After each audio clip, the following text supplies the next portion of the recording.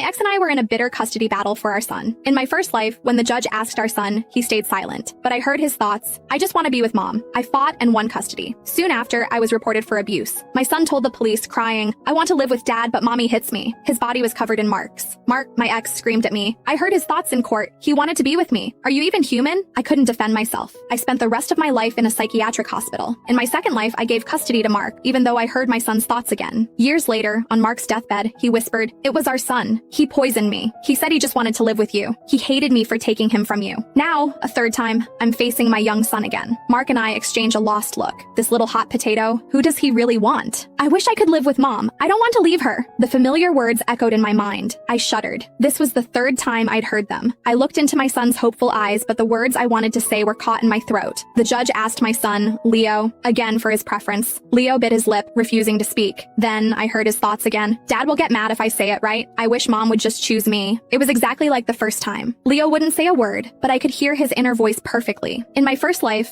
even though my financial situation was worse than Mark's, I had promised I would never remarry or have other children. The judge was moved and granted me custody. To make up for his absent father, I poured every ounce of my time and energy into Leo. I gave him the best of everything, but all my devotion earned me was an accusation of child abuse and my son's heart-wrenching screams. I hate mommy. I wanted to live with dad from the start, but she wouldn't let me. The memory of my first life was still seared into my mind. I wasn't going through that again. I pretended not to see his pleading eyes and turned my head away. The judge sighed. In that case, the court will decide based on which parent can provide a more stable and— No! Mark's voice boomed through the courtroom. I object! The judge frowned, annoyed. Mark struggled to compose himself. I request a recess. We need to discuss this privately. The judge agreed. 10-minute recess. Mark dragged me into a side room and got straight to the point. You've been reborn too, haven't you? When I nodded, Mark cursed under his breath. Last time his thoughts told me he wanted to live with me. He said you were mean to him. That's why I fought so hard to get custody. I nodded slowly. What I heard was the exact opposite. Mark stared at me, his expression a mixture of confusion and dread. Maybe you should take him, Mark said, his voice strained. In my last life, he wanted to be with you. He even poisoned me with a slow-acting toxin to make it happen. Remembering my own tragic end, a shiver ran down my spine. No thank you. I have no desire to end up back in a psychiatric hospital. Mark looked completely bewildered. What happened to our son? Who does he actually want to be with? I had no answer. He was only 10. How could he harbor such deep-seated malice toward us overnight? Our time was up. We had to return to the courtroom. When the judge asked if we had reached a decision, we both shook our heads. The judge adjusted his glasses, his displeasure obvious. Let me be clear. Even if you divorce, a minor under the age of 18 requires a legal guardian. This is a parent's legal obligation. Anything else is considered abandonment. You must make a choice. Who will be the primary caregiver? In that instant, a child's voice flooded my mind again. Mommy, I choose you. I want to be with